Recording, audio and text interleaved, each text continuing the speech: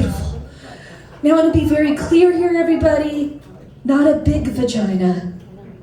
Not a big vagina. A long vagina. Okay? There is a difference. A long vagina.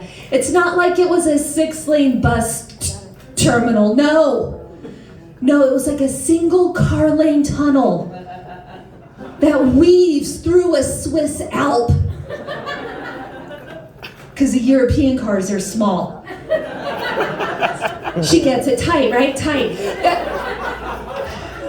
That weaves through a Swiss Alp and then empties into an Italian villa, okay? Is that kind of long vagina?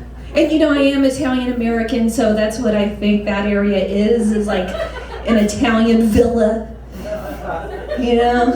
The reality though is, it's really an Olive Garden in a strip mall in Watsonville. Like it's more that. It's more that. Oh, that guy liked that. I appreciate that, sir. Yeah, Olive Garden. All the breadsticks for you and me. That's what that is. I don't know what that means in the context of this joke, but I appreciate that. So when you get this kind of news, you have to talk about it. Because like, I am 48 years old. I didn't know you could find brand new fucking things to feel insecure about. But you can. And so I called my mom and I said, Mom, I went to the doctor's and she said that I have a long vagina. To which my mom said, I wonder who you got that from. So I don't know if you caught that San Francisco comedy competition, but apparently my mom has a very petite vagina and is trying to blame my long vagina on my dad. That's been my time, everybody. Thank you so much, Santa Cruz. Miles. Keep it going for Nina G.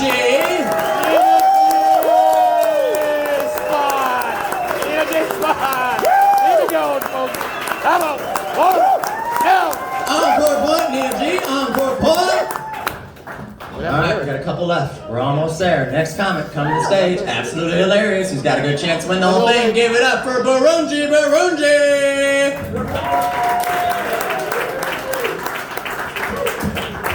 What's up, Sons of Cruz? Make some noise for all the comedians you see. Yes. As comedians, I'm gonna say this, they've said it a lot of times, is we're so happy to see live audience again. Give it up for yourselves. I mean this for real shit. COVID was rough for me. I found myself in a weird position where I had to quit my hobby and get a job. Yeah, I was on stage. Next thing I knew, I was sitting in a cubicle. Who here sits in a cubicle? Exactly, you won't admit that shit. Because it's sad. Cubicles are sad. Like, one thing I don't understand about cubicles is most of my coworkers have photos of their family in their cubicle. Like, you ever seen this? You go to a cubicle, it's like a mom, dad, sister. I asked one of my coworkers, I was like, yo, why'd y'all have photos of your family in your cubicle? And he told me it's for motivation. You want to be motivated, come to my cubicle. My cubicle is filled with photos of people I owe money. Yeah, you come over there, you're like, oh, is that your grandpa? No, that's my 6-year-old Asian landlord.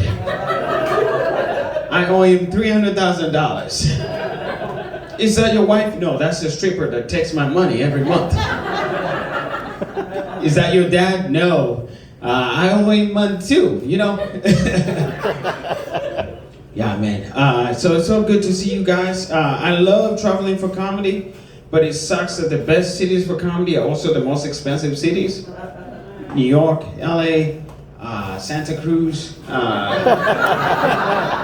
And I struggle spending money in these cities because I'm from Uganda, where every American dollar is the equivalent of 100,000 Ugandan dollars. He's right. Yeah. Every American dollar is the equivalent of 100,000 Ugandan dollars. That's the reason why I do not go to strip clubs. Has nothing to do with my morals and everything to do with the goddamn exchange rate. The last time I went to a strip club, I had a bunch of ones and I was sweating. I was like, oh my God, this is the biggest financial decision that I ever have to make in my life. She was doing a great job, but I was like, what do I do here? Do I put the stripper through college? Or do I build a school in my village? Don't worry, I made the right decision. She graduated this summer.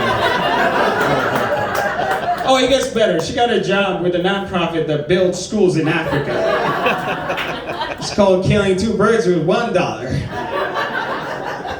I see some of you are drinking tonight. Good, yeah. I never understood American drinking laws when I moved here. First time I moved here, first day, I dropped my bags in my room. I ran to the nearest bar. It's like, hey, bartender, hook me up. Get me the best American beer. He's like, hey, I gotta see some ID. Confidently, I show him my ID. He looks down, looks up. He's like, son, you gotta be 21 to drink